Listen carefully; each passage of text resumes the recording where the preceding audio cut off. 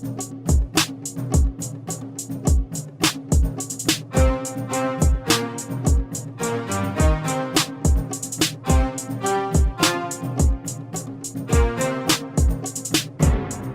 listening to Rookie Pirate Radio, the official anime and manga podcast for InBetweenDrafts.com. I'm John Agroni. I'm Travis Hymas. And today we are reviewing Season 1 of the live-action One Piece series on Netflix with our special guest, Katie Stetzel, first time on Rookie Pirate Radio. She's the TV editor for In Between Drafts, and we are welcoming her officially to the cruise. Hi, Katie. Hi, excited to be here. We're excited to have you, Katie. And, how have you been doing in general? We're going to get into the One Piece of it all, but how are you feeling up on TV lately, more broadly speaking? Well, August went by really fast for me, so I feel like I missed a bunch of TV in August, but I'm planning October coverage, and there is a lot coming up, so I'm really excited about TV in October. We need to ask you about that later. Also because it's spooky season now, so yes. All of the spooky shows are coming back. Very nice. Okay.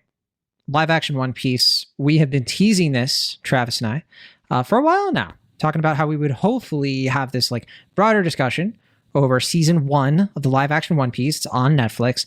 Now, Travis, you and I, we're what are considered One Piece weebs, everything in betweebs. We read the manga, we watch the anime. But Katie, you are somebody who is new to One Piece. You're coming to this series fresh. So we're very excited to have your perspective because you're somebody who can actually give us analysis, criticism that isn't painted by decades of bias. Is that correct? I figured that's what I was here for.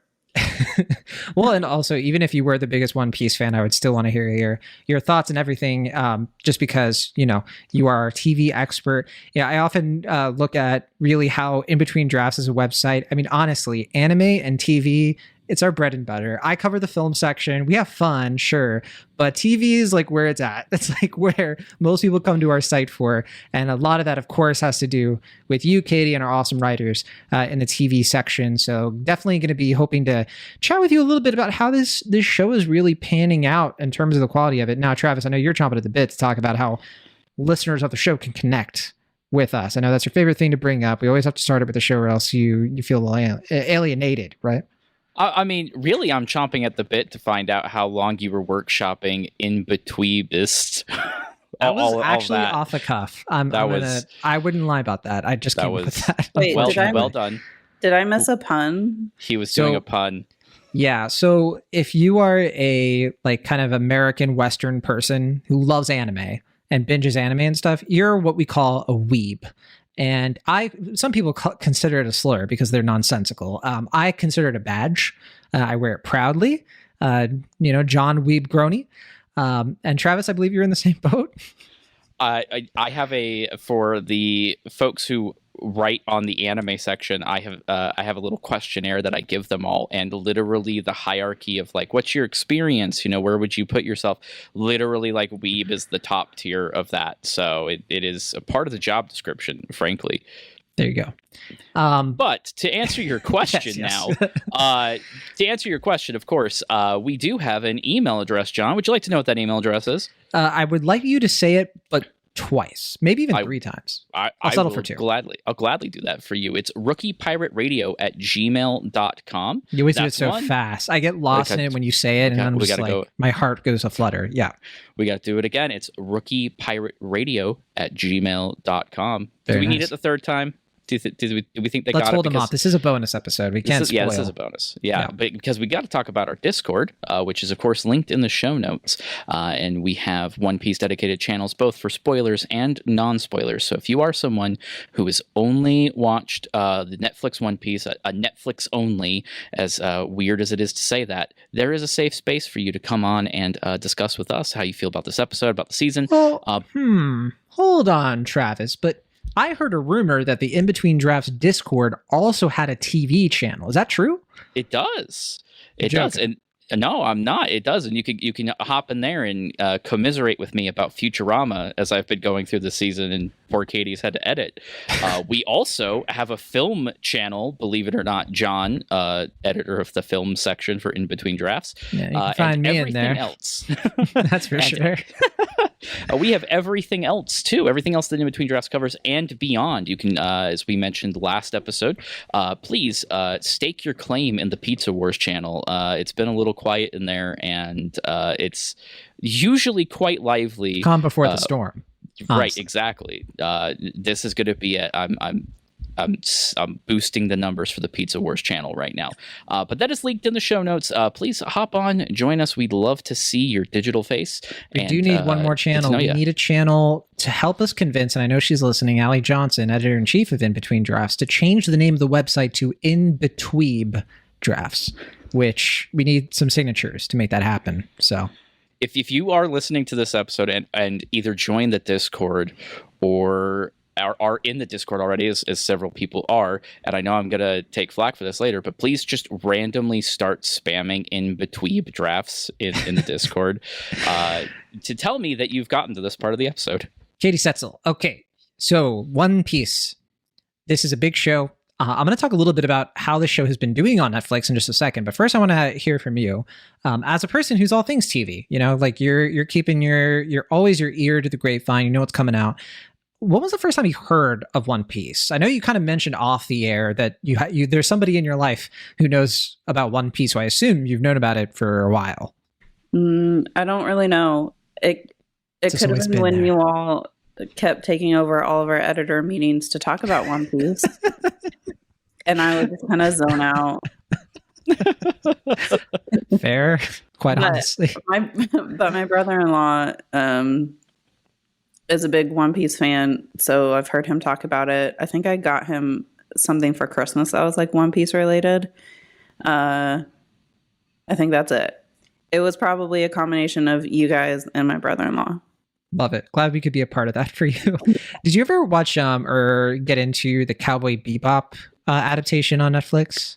Yeah, actually, I've seen the anime Cowboy Bebop. I watched that before I watched the live action, like right before, because I wanted to know what it was before the live action. And so you got to see the actual like great content right before.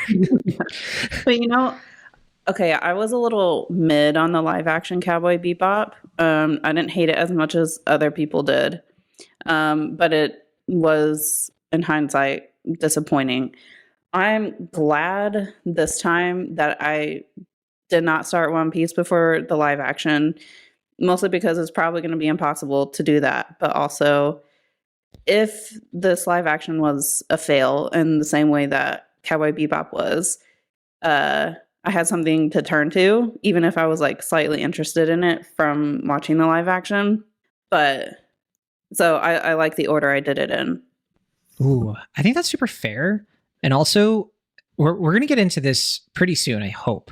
But that's been my sort of prediction or my sort of go-to of like, if you are curious about One Piece because you hear about it being on Netflix, the live action, my default is to be like, you should watch the live action first. If you're not somebody who normally watches anime, like maybe you watch some, or maybe, you see that it's very daunting, right? One Piece has 1,076 episodes right now as an anime. 1,091 chapters. So it's kind of like intimidating. It's like, do I want to get into the story? Do I want to be disappointed? But the live action, obviously, way lower barrier to entry if you're more used to live action. So my default's been start with the live action, see if you like it. And then if you like it, keep going with the anime if you want, or the manga. But okay, we'll talk about that. I do want to talk about how this show has been doing on Netflix, whether or not we're going to get a season 2. So I have this piece from Deadline. It went up yesterday, and because the news has been great so far for the show. Broadly speaking, the numbers have been really good. I think the only reason it hasn't been greenlit for a season 2 is because of the writer's strike, because of the WGA going on, the actor's strike as well. I think it's still in doubt whether or not they can even logistically make the series because of all the delays, and Stranger Things got delayed, of course, and it looks like it could be an uphill battle to get this show going, quite honestly. Though I did see a recent something from one of the showrunners commented recently that they could see this show being as much as 6 seasons. So Travis, you and I can probably have a fun little Slack message debate, Discord debate or something about what those 6 seasons would be. We've already debated the first 3 seasons, right? I actually read this piece earlier today as well. not knowing you were going to bring it up. And it's interesting. They say that they've kind of loosely talked about up to 6 seasons, but even that would only cover maybe half the story. Right. And as we know where the halfway point of One Piece is, that would be a terrible place to leave people. Honestly, and I don't think they would have. I think 6 seasons could get you all the way to, like, I won't say out loud because, poor Katie here has to, endure our nonsense.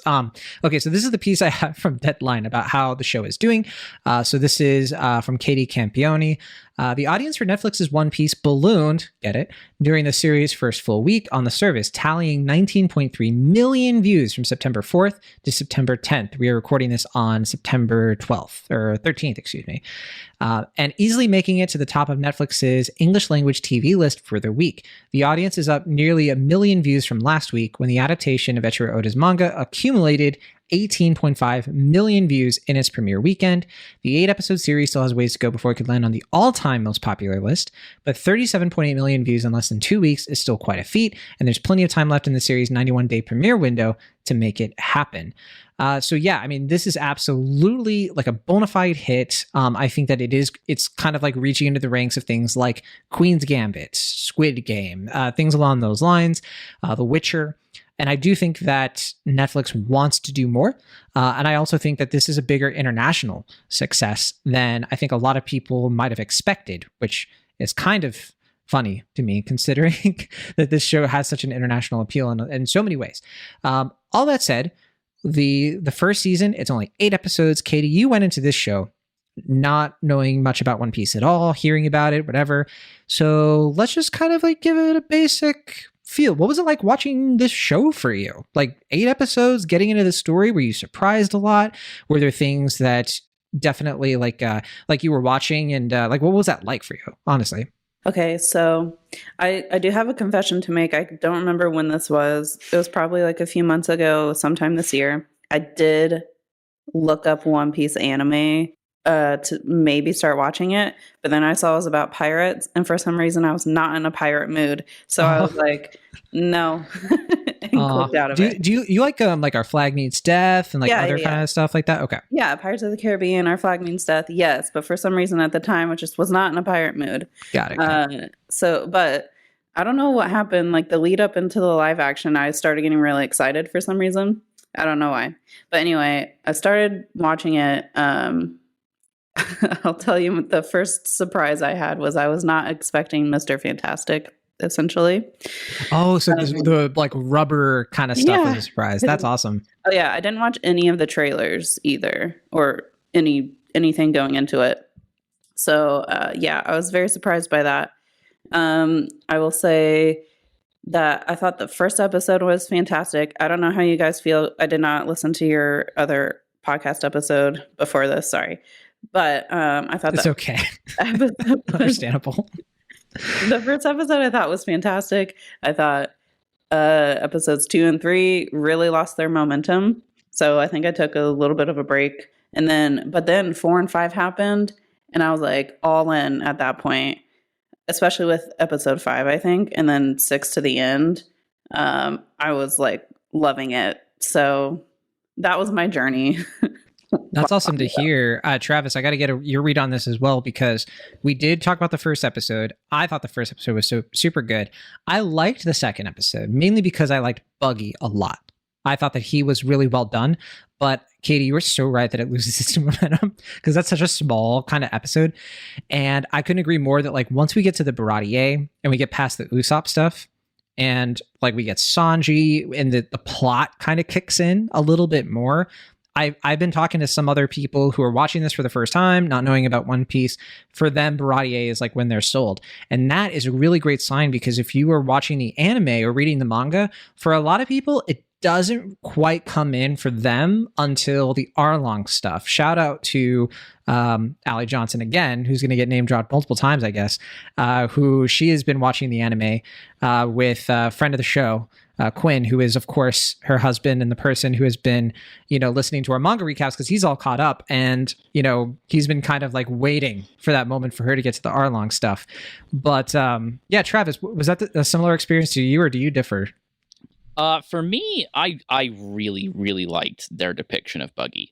I thought, and in the written review that went up on In Between Drafts last week, Plug. I plug. There it is.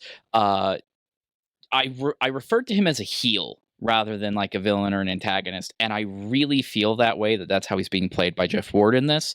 And it is, if all of the TikTok fan cams that I have been subjected to in succession, for no other reason than just by being a One Piece fan, or any indication, he absolutely nailed this particularly bizarre clown vibe.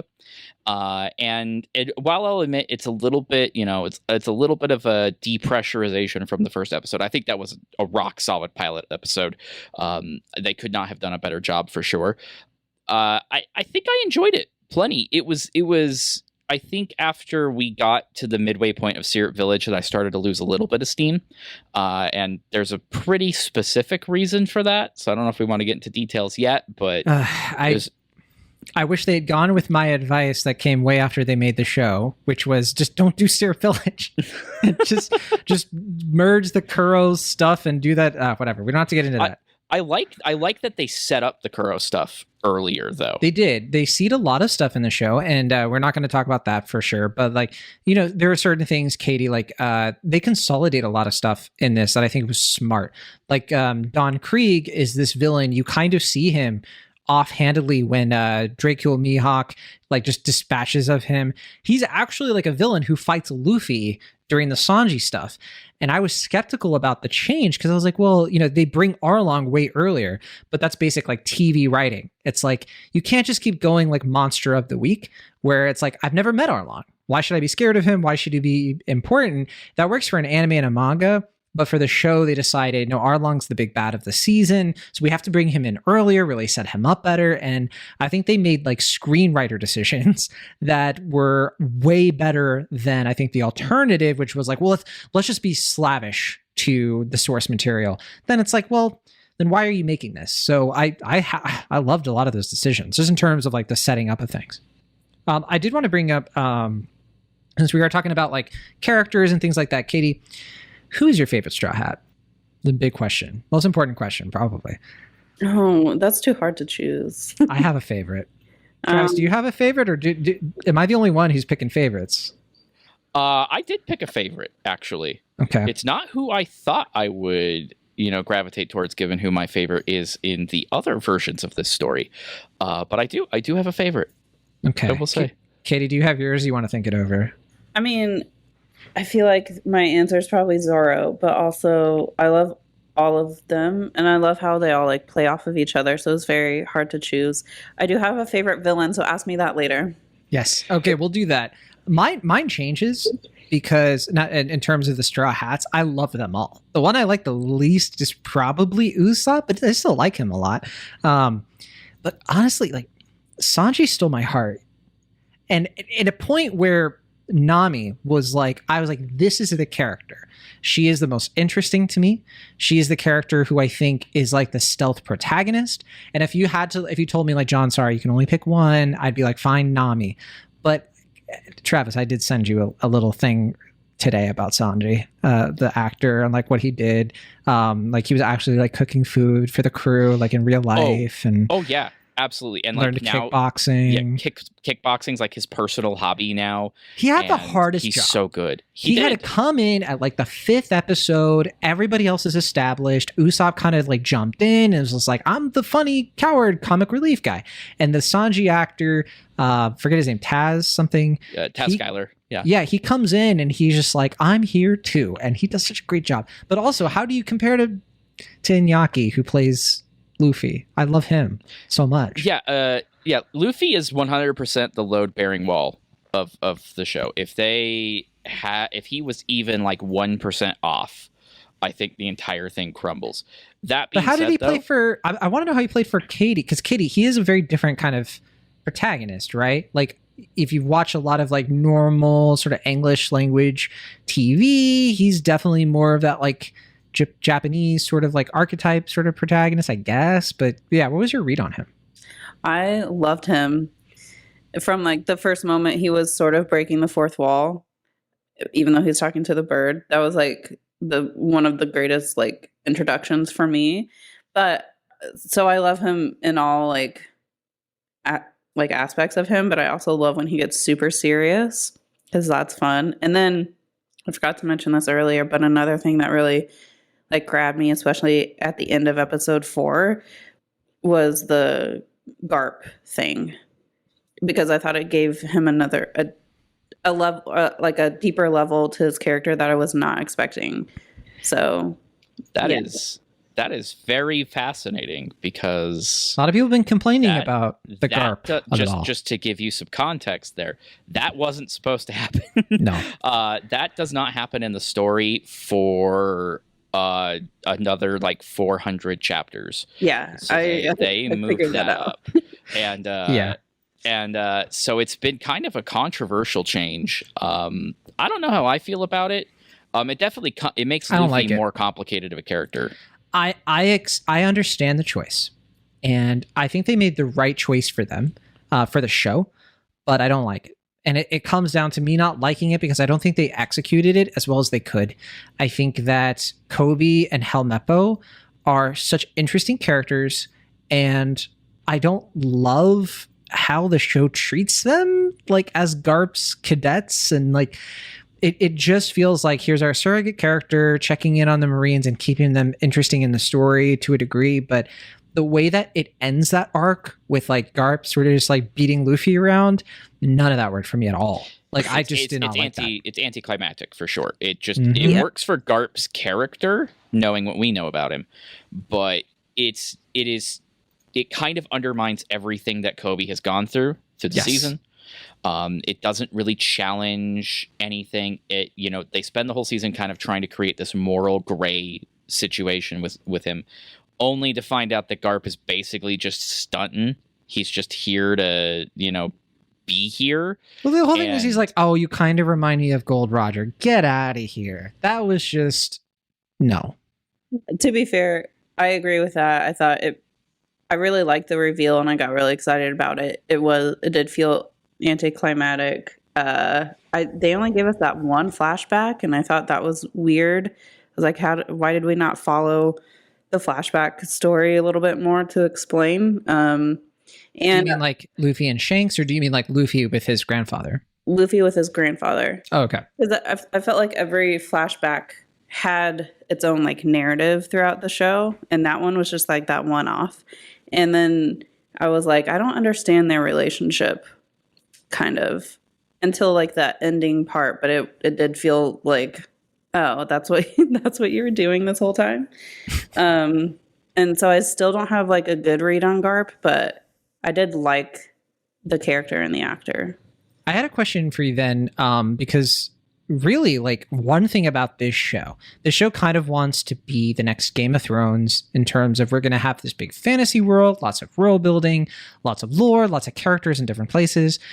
One thing about this show, though, is that it's not your typical pirate fantasy in the sense that it's the technology, the sort of like the clothing that people wear, the types of like what things look like. It's this kind of hybrid of like modern day sensibility. There are snails that you can use as telephones. And Katie, I will admit to you, Travis and I have been used to that concept for many years now, since we were children.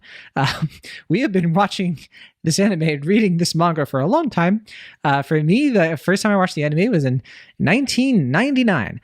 And so the idea of somebody picking up a snail and talking into it, I mean, I take it for granted.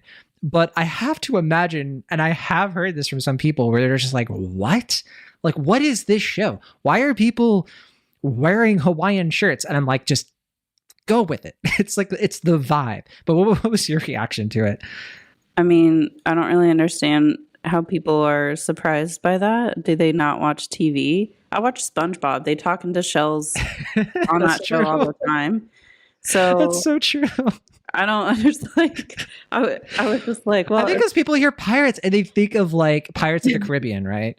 They think of like, all right, there's going to be muskets. Yeah. I don't know. I think you see the when Luffy's talking to the newspaper bird, I feel like at that point you're just like, oh, okay. seagull that is carries newspapers around, and I feel like you just got to be in it at that point. I don't know. That's true. I They think don't bury the lead. Yeah, I don't know. I don't I wasn't really phased. It was just like, okay, that's how this world is, and I'm fully in it. And it's kind of original, right, Travis? Because it's like there's not a lot of shows that really go for that. Yeah, I think really making it as physical as it was really, really helped sell it. That bird is a Muppet. Yeah, I don't care what anybody says. The snails are Muppets, and the sets really, really they blend into the sets, right? So you've created a situation where it's way more believable to see them pick up that snail and talking to that snail because they are. And after so many effects driven things, I think people are way more on board with like weird stuff now because of those effects. Rocket Raccoon was one of the most compelling characters of the year. Ooh, very good point. This year, yes. Like people are more used to this stuff. But at the end of the day, there's something just different about seeing that tangibly represented, and that really helps the suspension of disbelief. Like all of these things are happening in the same room. That's why I think the Gum powers don't work as well as they could, because it still doesn't work super well for me. But all of these little Muppets and little physical effects and knickknacks they've added to really make this feel lived in and not just translate the manga scenery, but really give it its own 3D space. That's such a triumph of their set design. Like genuinely, they deserve Emmys for this. So, Katie, you said that they're like around the 5th episode or so, you were getting more into it.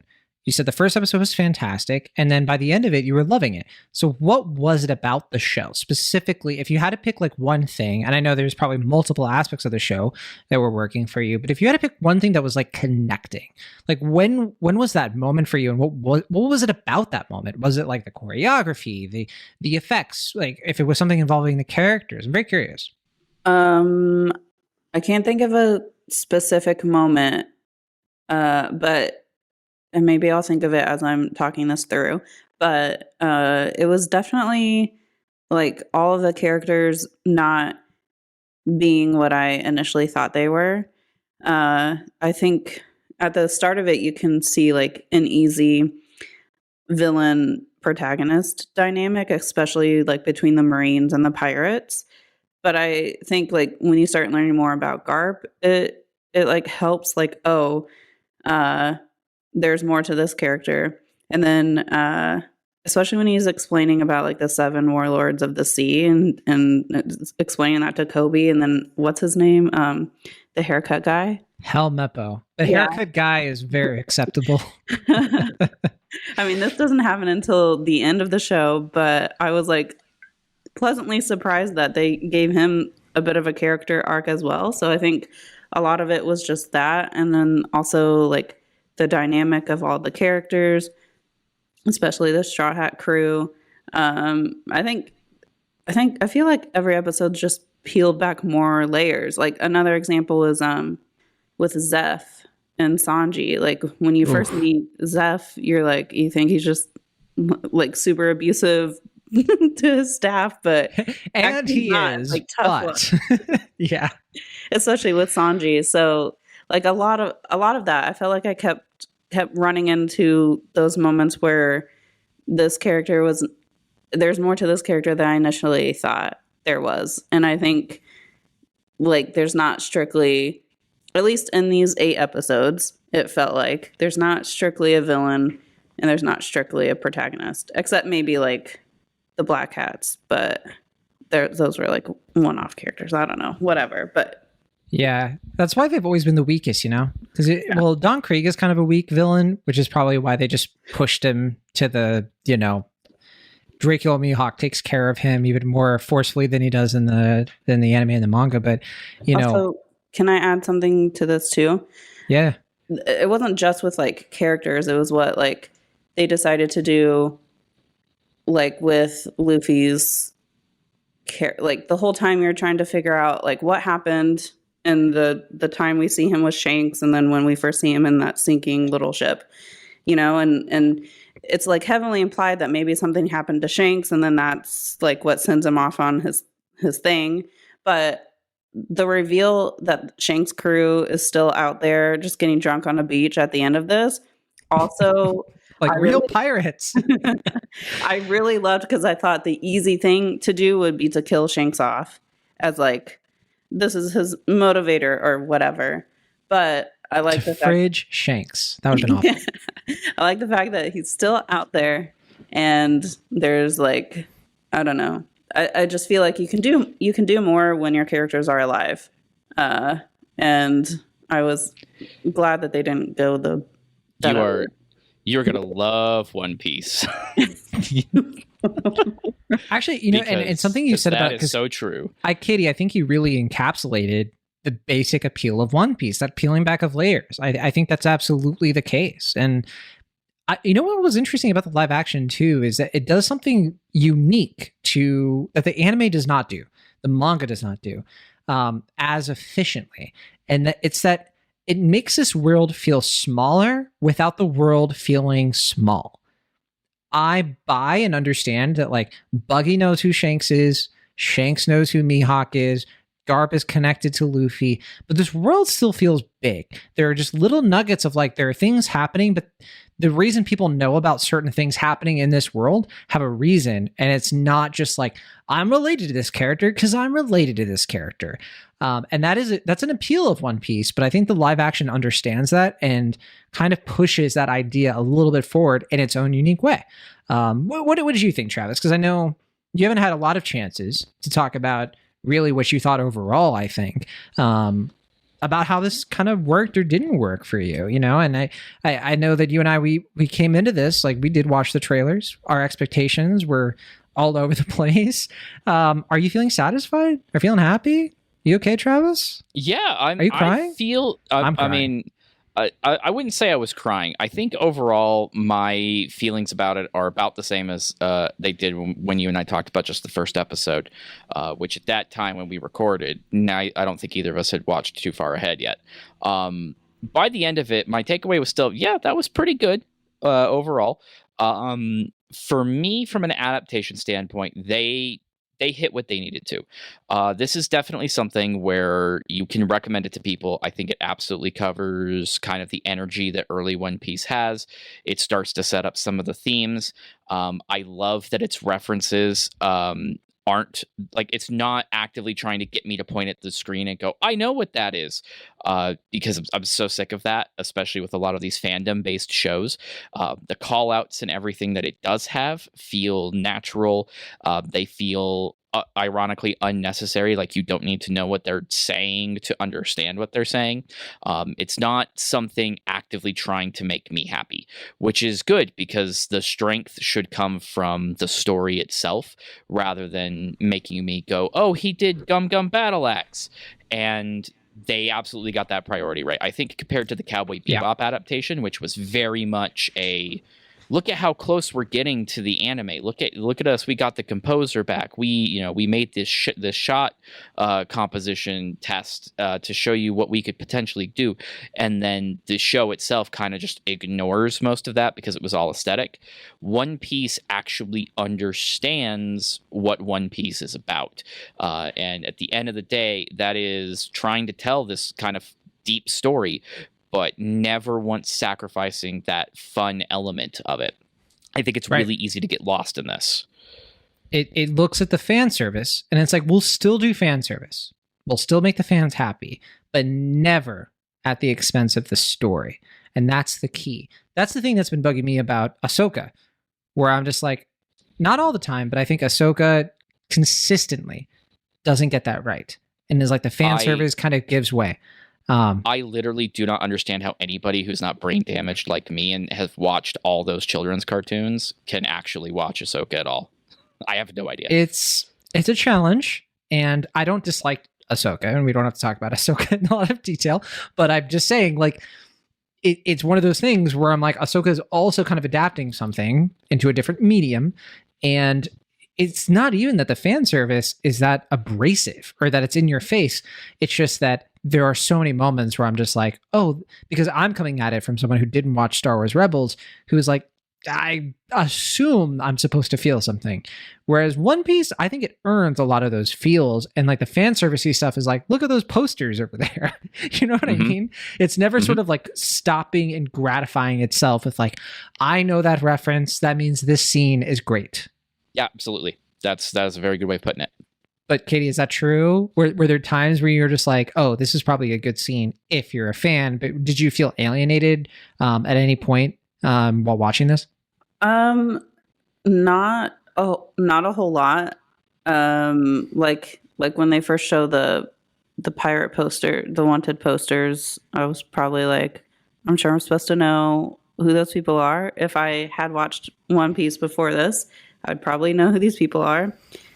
Definitely at the end, like that very end tag, I was like, oh, people know who this is, but I don't, but it's fine. Yeah, that's pretty fair. Yeah. But other than that, I feel like there wasn't a whole lot of other instances where that happened.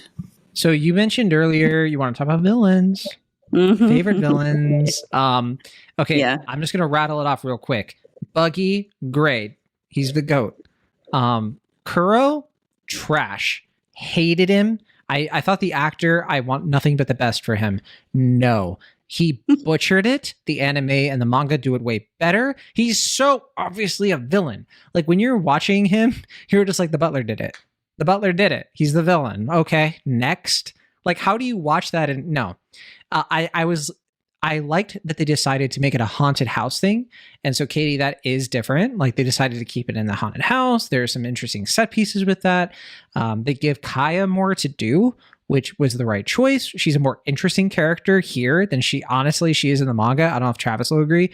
And I think that, like, the thing between her and Usopp, I like that better. I kind of like Usopp better in the live action than I do at this part of the anime, which might be blasphemous, but I don't care. But no, Kuro, forget him. He sucks. His underlings are more fun. And I loved them. Give them their own series. Don Krieg, who cares? Draco Mihawk, he's the best. How do you mess that up? Okay, stop. That's who I want to talk about. Yes, please. Was that your favorite? Yeah. Oh, that's great. Yeah. It was like Zoro was cool, you know? And he was sorry I skipped cool. Alvida, but you know, cool from like episode 1 to episode 5. I think 5 is when, or 6 is when they do the duel. I can't remember. Yeah, it's like the beginning of episode 6, I want to say. Yeah. So when Garp gets on the phone and calls Mihawk and he shows up, it was like instant, oh my god, this guy is cool. Even cooler than Zoro. The whole time I was like, Zoro, I want you to achieve your dream, but also you can't kill him. He just showed up. Yeah. It's like, Zoro, I want you to achieve your dream, but also I hate you. I want to kill you right now. So he was so cool. Like just his whole vibe, the way he talks, his eyes, his sword. The hat. The hat. Everything about him. His facial hair. His eyes. How does he so he was like, once he showed up, he was like a big part of why I started loving the show. So I'm a little scared to ask, but like, how did this interpretation of him like compare to Katie? They nailed it. They nailed it. Okay. Me and John were literally messaging each other back and forth about how beautiful of a job they did. Okay, cool. It was an incredible performance. He looks the part. I think of him as like Fire Lord Ozai, of just like you love to hate him. He's a handsome devil. Yeah, absolutely. Well, and his moment with Shanks at the end too was interesting. This is another like one of those he's more than what he seems kind of things.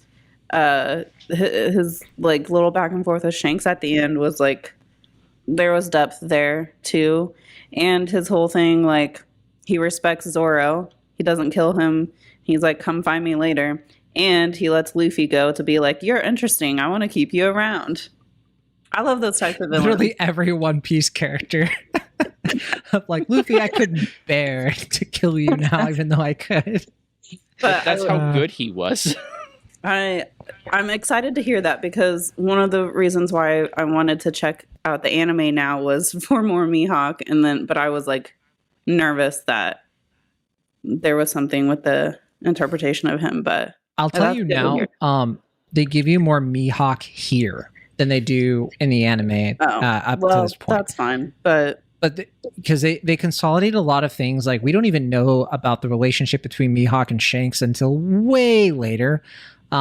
Now, all the stuff that happens between Mihawk and Zoro, that is very, very faithful. It's very, very specific to like down to like him using the little knife, him saying like, come find me later.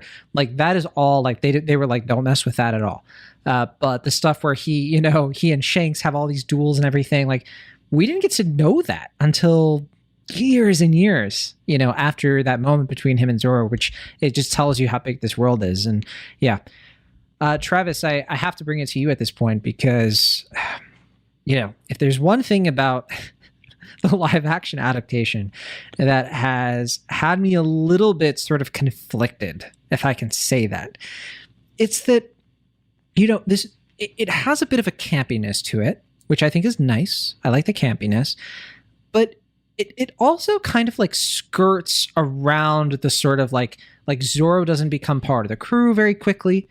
And the Nami stuff is pretty much there, but they do take out of a lot of things. And that brings us to Arlong in terms of like how we get to the Arlong stuff. And if I had my number one criticism, I got to know if you agree, Travis, as somebody who also loves the source material, I don't think they nailed the, like, of course I will.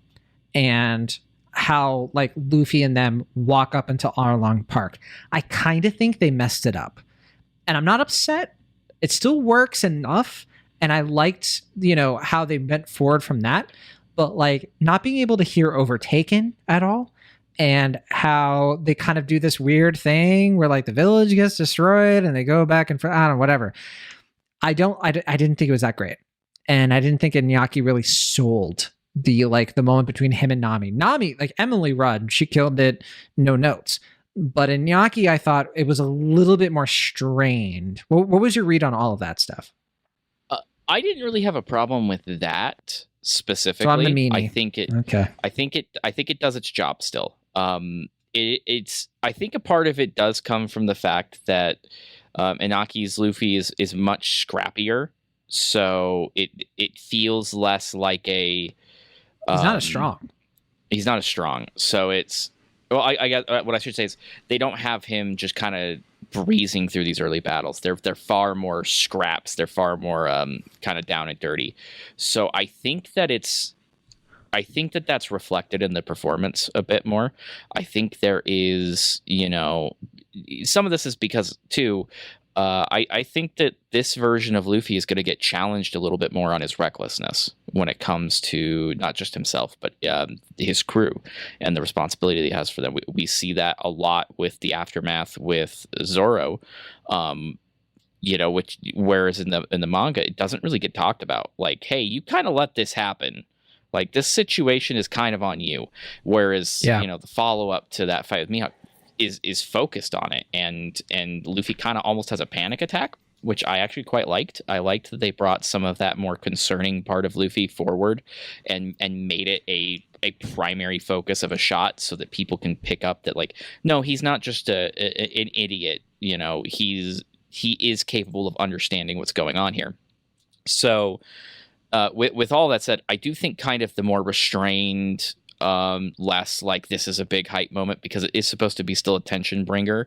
I don't think he's supposed to like get that triumphant moment until much later in the final episode, when they actually brawl, and so that changes it. And I'm fine with that. What I am less fine with, and this is where it's going to get complicated to talk about because it's number one something that I'm not 100% sure that I'm right about. But also it's because they could only do so much with it. The Arlong of the show is much more Magneto. Yep. And I am not 100% on whether or not that worked or not. Because it works better in the late 90s. It does. It does the BioShock Infinite thing. It does the the leader of the revolution who is doing this for a noble reason. They could be just as bad. And it both sides things. Well, and I get where it comes from. That's where it feels like, right? We know where it comes from because they name drop Jim Bay. So that's not a spoiler for me to say. And they try to highlight that the fishmen are supposed to be marginalized. That's in his speech. That's in Arlong. I mean, it was always in Arlong's character design, but it's much more prominent. It's much more prominent in his crew. I adore the theme that they gave the fishmen pirates. I did not expect that at all, and I think it's perfect. I think all of that helps communicate. But for me, the problem here is the person he is having this conversation with across the final episode in particular is Luffy, of all people. Luffy has this exact same ideology. This isn't even just an Xavier Magneto thing where it's like, hey, we want the same thing, but one of us doesn't want violence. Luffy is absolutely game to tear down some walls if he absolutely needs to. He literally does a few minutes later. If anything, Luffy is the real Magneto. If you peel back, yeah. Yeah, Luffy was right. But here you have him talking about like liberation. You have him talking about justice, about mistreatment of stuff. And for me, it wasn't even a both sides thing. I'm thinking to myself, if I didn't know what to pick up on thematically here, if I wasn't trying to go into this with a certain level of media literacy, if I more specifically, if I had conservative beliefs, I would completely misread this situation. I would see gangster criminals. I would see a representation of like that Fox News. This is the crime happening on your streets. I would completely misread this entire situation. Fishman on fishman crime. Happening. Yeah, right. And I I don't feel like that's an 100% honest read because I mean, let's be honest. Google the one of the showrunners. Right. Yeah. Google the showrunner of the show. I'm not going to question someone like Matt Owens versus my own interpretation. But also I do Stephen think Maeda. that right. But I do think that they had their hearts in the right place with like trying to make sure that you understood that Arlong is more than just some monster at the a monster boss fight at the end of this whole thing. That there is more going on with him and his people to explore. They didn't take the coward's way out. They didn't take the coward's way out. But the problem is, and this is where the Netflix of it all comes back into this. No matter how much massaging you do of the storyline, no matter how much you cut or trim or move around, that is not going to get picked up again for a while. There is just no way, the way that the story is structured, that this works. You're not going to pick this theme up in season 2. You're not going to pick this theme up in season 3 if you get it. Not as specifically, but I think echoes of the theme can be expounded upon. Sure, but like the larger... That is a discussion for the Discord. That's a spoiler. That's a spoiler discussion at that point. But yeah. But I do think that that's a check that they wrote and couldn't cash.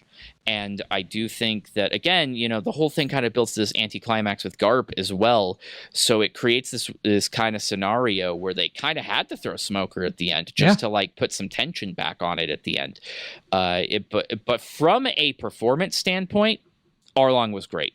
I think leaning into that gang culture, he's got that kind of party energy during one of the scenes with Nami and Nezumi comes in. That's great. That is exactly the kind of swagger vibe that this version of Arlong should have for what they were going for. So it's this catch-22. I don't think it was bad. I just don't think it 100% got there. Yeah, I agree with a lot of that. But what about you, Katie? Because I know, I imagine a lot of this was might not have been exactly what you were expecting, huh? With the Arlong stuff. I would pretty much agree with everything that Travis said. You had also written about that in your review. So, I agree with a lot of that. It did seem like another one of those examples of the villain does have a point kind of thing. So that some of that is kind of hard to to root against, so I thought that was a little murky, and you can't do much with 8 episodes, especially when Arlong is in 3 or 4 of those, only 3 or 4 of those episodes, I think. I don't know. Something like that, yeah. Mm-hmm. Yeah. Okay, so we talked a lot about the show. We didn't talk enough about Mackenzie. I agree. I thought he was great as Zoro. I just wanted to throw that in there real quick. But the last thing I wanted to bring up, since we're a bit over time, the success of this show, I think a lot of it has to do with the fact that they did put the work in. They put a lot of effort in to make this adaptation sing the way that it does. I don't think there's a reason that Death Note the live action and Cowboy Bebop didn't quite work is that they cut too many corners, and I think that the passion wasn't quite there at the same level. I don't want to say that definitively because I wasn't there. I wasn't in the room. There are all kinds of factors that can lead to these things resulting in the way that they do. But I think that the success of One Piece live action is going to lead to more live action anime adaptations. I think the big obvious thing that hasn't really been done yet, I think that there's still going to be a skittishness around Dragon Ball. How do you adapt that to live action? Nobody knows. Nobody should find out. Bleach is one of the ones that's up there. Maybe someday. It's in the middle of its resurgence. But I think, Travis, maybe you'll agree, disagree. Kate, I don't even know if you know or care about this anime manga, but Naruto is the next one. Am I wrong? Is it Naruto? Are they going to go for that? Is Naruto going to be the next big thing? I think if those conversations, I think that given this success, Shueisha is going to be shopping these around. That deadline article you brought up at the beginning of this mentions that Tomorrow Studios specifically and their production company are seeking more licenses. We know Yu Yu Hakusho is on the docket. So it's definitely, I would be shocked if somebody didn't take a crack at it. That being said, I think Naruto might actually be better suited for film, like theatrical releases, more so than television, just because it has a little bit more bombast kind of energy. I also think My Hero Academia is probably ripe for adaptation in the same way. I honestly, I don't want to open up a whole hornet's nest here, but I gotta say, when it comes to Naruto and Travis, I've been into the Boruto life lately, and it's oppressive. But and I should ask you, Katie. Katie, do you have any sort of care or interest whatsoever in Naruto? I know what that is. Strangely, my sister has watched Naruto, which is a surprise. All right. And I know My Hero Academia. I know what all these are. Being in the TV world, you kind of pick up on things, For sure. So I'm cool with whatever. I'll probably, it'll probably go the same way. If these things are adapted, I'll wait until the live action. If I'm interested enough, I'll check out the anime. All right. Just wanted to bring it up. And I feel like that's going to be a conversation that we can maybe table for now. Was there anything else, Katie, that you wanted to bring up about the live action One Piece that we didn't get a chance to cover? Did we sort of talk about this? I mentioned it before we started hitting record. I think 8 episodes was not enough. I'm sick of this 8 episode stuff. It does not feel like enough of story to do in anything that Netflix releases, especially with something like One Piece. It just seems wild to me to try and do an adaptation of something that has that many episodes and put some of it into just 8 episodes. I know, do y'all remember for a very short period of time, Netflix was doing 13 episodes? I'll take going back to that because I feel like that's a good number. Ideally, it's we used to have 22 episode seasons. Ideally, and everyone was like, no, 13's great. And then they were like, well, it's even better than 13. And we were like, no. 8. I feel like even 10 is better. A Game of Thrones season. 10 to 13. I felt like if any show was going to be the case study for going back to more episodes and not doing 8 episodes, I feel like it's One Piece. Agreed. All right. And 100%. Travis, sorry, did you have any last? I was gonna say, 100%. The short runtime really does a lot of this a disservice. Sanji does not get he makes an instant impression, and good on him. That is 100% owed to the performance, but he does not get enough screen time to make much of that yet. Sanji's probably the character you can get away with doing that on, but they're rushing at the end. You can really tell. Fully agree. Also, one last thing about that, it's similar to this. It's just that I don't trust Netflix to keep a show going.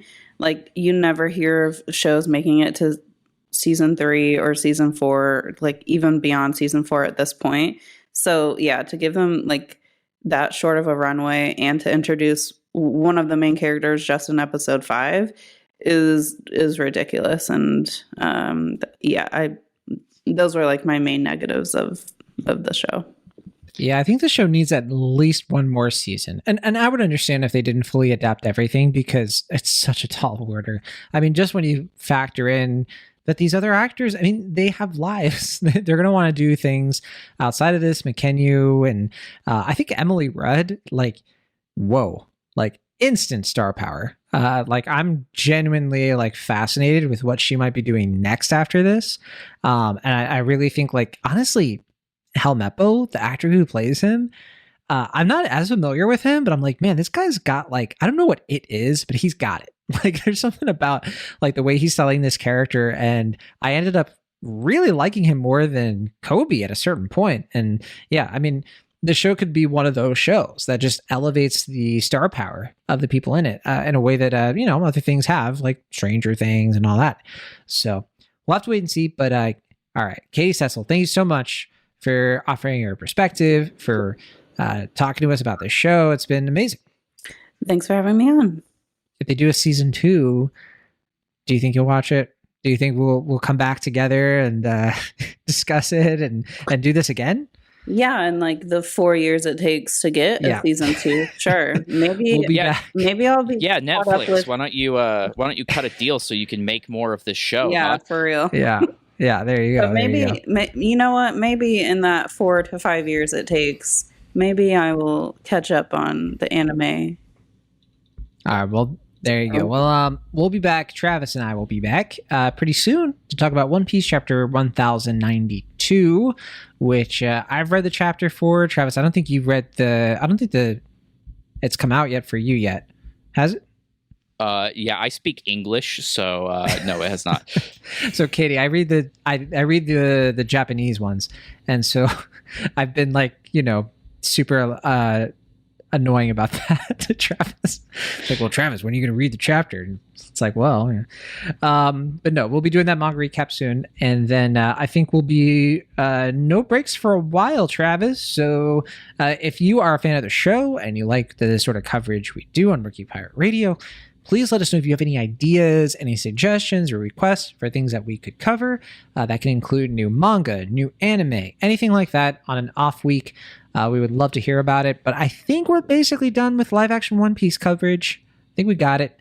But yeah, we'll come back if something comes along the line. And thanks again, Katie, for coming on to the show. There is Between TV, which is the TV podcast for Between Drafts. Katie, where can people check that out? You can check that out on the site and on Spotify. We are a monthly podcast, although we missed August. August got away from me, unfortunately, due to vacation and COVID sickness. So that sucked. But my co-host is Jose, another writer for the website. We'll be coming back hopefully pretty soon with more. And Jose does TV and anime. So he's a bit of a double threat. Yeah. But yeah, that's also on the website. And Travis, we got some more anime coverage coming up on In Between Drafts, I'm sure. Oh yeah, we've got some exciting things coming. You might even see a byline by none other than John Weave Grony over here. That's still yet to be determined, but I have all kinds of things I want to write about, as the folks know. But all right, we'll get back to you on all that. Thanks again for listening. We'll see you on the next one. Later, everybody.